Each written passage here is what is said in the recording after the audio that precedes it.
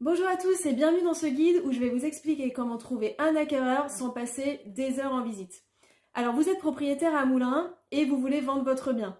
Donc vous allez me dire rien de plus facile pour trouver des acquéreurs, vous passez une annonce sur internet et là votre téléphone, je vous le garantis, va sonner, il n'y a pas de problème, il va même frôler la surchauffe. Donc aujourd'hui je ne vais pas vous expliquer comment trouver des acquéreurs, ça vous savez le faire, mais comment cibler votre acquéreur, celui qui va acheter votre maison. Parce qu'au final, vous n'en avez besoin que d'un. Avant d'aller plus loin, je vais déjà me présenter. Donc moi c'est Sarah, je suis votre conseillère indépendante en immobilier sur le quartier Moulins à Lille.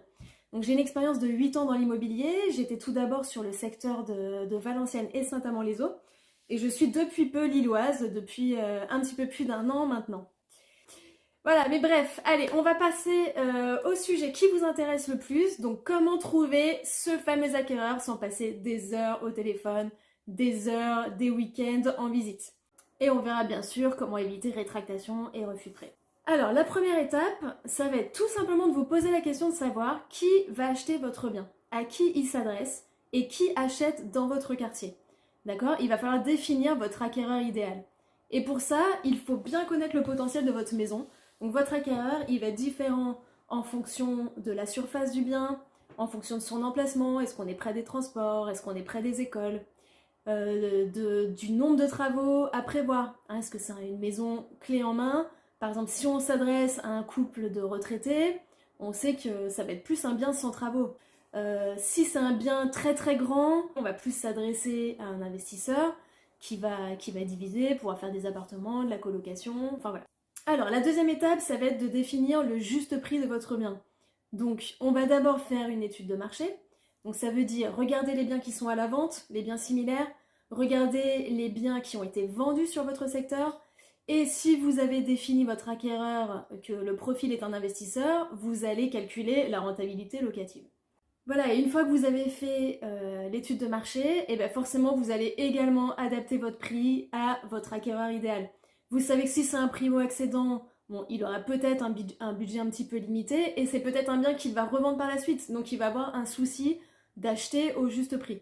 Si c'est des personnes retraitées ou ça va être peut-être un dernier bien, là c'est possible qu'avec le coup de cœur, on mette un petit peu plus que le prix du marché. Donc là on sait qu'on peut avoir une petite marge de négociation et tenter de se mettre un petit peu plus haut. Si c'est un profil d'investisseur, là c'est complètement l'inverse. On sait qu'on aura peu de marge de manœuvre parce que l'investisseur, forcément, il calcule son prix juste par rapport à la rentabilité. La troisième étape, ça va être la réalisation des diagnostics immobiliers. Hein, faites venir un diagnostiqueur avant de démarrer les visites. L'acquéreur doit avoir toutes les informations dès le départ, il ne doit pas découvrir les diagnostics au moment du compromis. Hein, ça c'est super important. Alors, on arrive à la quatrième étape. Ça va être la rédaction de l'annonce, la prise des photos et on va réaliser une vidéo. Je vous expliquerai après pourquoi. Donc au niveau de votre annonce, soyez clair et précis, n'en écrivez pas des tonnes parce que sinon l'acquéreur ne va pas tout lire. Hein, l'important c'est qu'il trouve facilement les éléments dont il a besoin. Hein, mais alors pareil, dans votre annonce, ciblez votre acquéreur idéal. Si c'est un primo-accédant, parlez à un primo-accédant. Si c'est un investisseur, adressez-vous à un investisseur. D'accord? Si vous vous adressez à tout le monde, au final, ça ne parle à personne. Ensuite, au niveau des photos et des vidéos, elles doivent être le plus réalistes possible.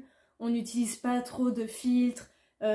En photo, si c'est un trop grand angle et qu'on a l'impression que la pièce a fait le double de la réalité, voilà, tous ces éléments-là, ça ne va pas servir la vente. Peut-être que oui, ça va générer plein d'appels, mais le but, rappelez-vous, c'est d'avoir juste un seul acquéreur. Et l'acquéreur qui ne va pas être déçu en arrivant dans votre maison. Donc pour la prise de photos et la vidéo, bien sûr, rangez votre maison, elle doit être impeccable.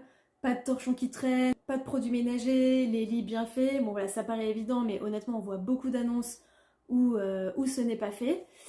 Placez-vous dans l'angle des pièces pour prendre les photos, ça permet vraiment de bien retranscrire l'espace. Vous pouvez pareil personnaliser votre maison en fonction de votre acquéreur cible. Hein, ne dépersonnalisez pas finalement. Si votre maison est trop impersonnelle, ça ne va pas générer d'émotion et ça ne va pas générer de coup de cœur. Pour réaliser votre vidéo, voilà, vous la faites la plus simple possible, vous défilez, vous déroulez dans les pièces comme si vous étiez à la place de l'acquéreur. Si vous voulez, d'ailleurs, vous pouvez aller regarder sur ma chaîne YouTube mes exemples de vidéos. Voilà, pour moi, c'est le plus simple possible. Et pendant votre vidéo, pareil, vous pouvez faire des petits commentaires qui s'adressent à votre acquéreur cible toujours. Voilà. Alors la 5e étape, ça va être la diffusion du coup de votre annonce. Donc pareil, vous allez choisir vos canaux de diffusion en fonction de votre acquéreur cible.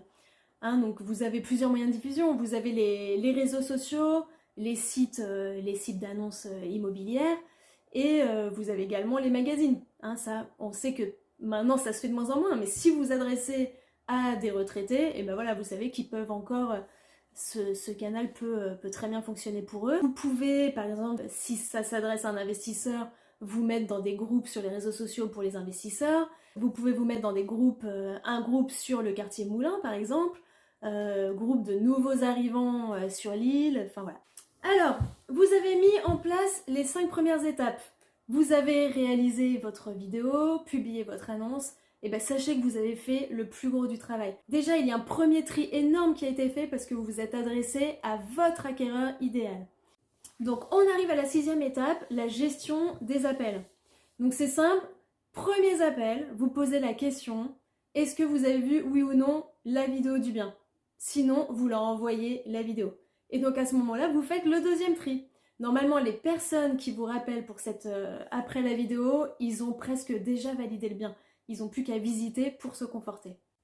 Voilà, donc suite au second appel après le visionnage de la vidéo, là, vous allez pouvoir faire votre 3e tri. Donc là, on passe du temps au téléphone avec l'acquéreur avant d'organiser la visite pour savoir si son projet est réaliste et réalisable, si votre maison correspond bien à ses critères. Bon, normalement, il a vu la vidéo, il l'a validé, mais quand même. Donc posez les questions, savoir si c'est une famille nombreuse, si par exemple vous savez que vous avez des escaliers très raides, vous savez que ça va pas être adapté à des personnes âgées.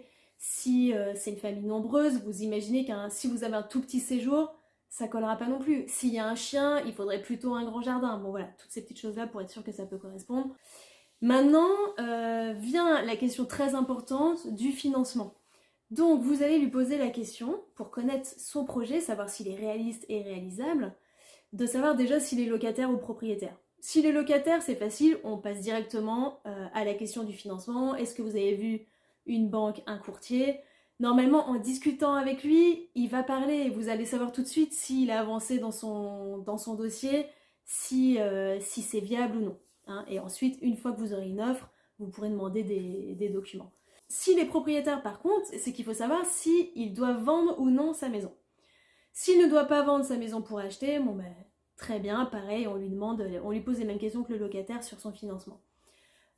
Ensuite, s'il doit absolument vendre sa maison pour acheter la vôtre, on lui demande s'il fait un pré-relais. S'il fait un pré-relais, c'est pareil, on demande les éléments du banquier, du banquier ou du courtier, les simulations pour savoir si le financement est viable, et il n'y a pas de souci. Par contre, s'il doit vendre sa maison pour acheter la vôtre, clairement, vous savez que vous allez perdre votre temps. Parce que vous ne savez pas si elle a été bien estimée, si la vente est lancée, si ça va se vendre ou non. Donc là, c'est clair, malheureusement, cet acquéreur-là, vous n'allez pas lui faire visiter votre maison. Pareil, s'il vient de vendre sa maison, mais que c'est encore sous compromis, que ça dépend des offres de prêt de ses acquéreurs à lui, il faudra, si vous voulez vraiment faire affaire avec lui, poser-lui les questions sur le financement de ses acquéreurs à lui. Voilà, pour être sûr que ça va aller au bout. Donc voilà les questions à poser, et c'est à ce moment-là au téléphone que vous informez de toutes les caractéristiques de la maison qui n'auront pas été vues dans l'annonce, sur les photos ou sur vidéo. Hein, donc c'est là qu'on parle des défauts de la maison. Votre acquéreur, il doit tout connaître du bien pour pouvoir faire son offre en connaissance de cause. Donc je répète, primordial, on ne cache pas les défauts. S'il y a des défauts à la maison, il faut savoir pouvoir les expliquer, avoir des devis si c'est des travaux, pouvoir rassurer l'acquéreur.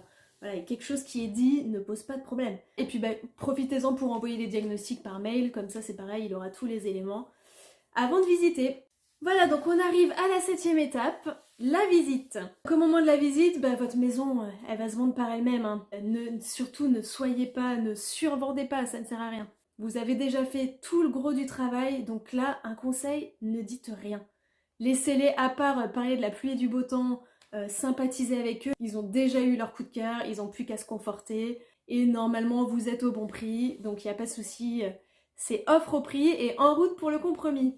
Voilà, et normalement très peu de chances que vous ayez refus de prêt ou rétractation si vous avez bien suivi toutes toutes les étapes que je vous ai conseillé d'appliquer. Voilà, et bien écoutez, j'espère que ce tutoriel vous aura plu. J'espère que vous pourrez mettre tout ça en place et faire de belles ventes. Voilà, et bien écoutez, je suis à votre disposition si vous avez besoin d'une expertise de votre maison, de conseils, si vous avez des questions. N'hésitez pas à me contacter. C'était Sarah, votre conseillère sur le secteur moulin. À bientôt!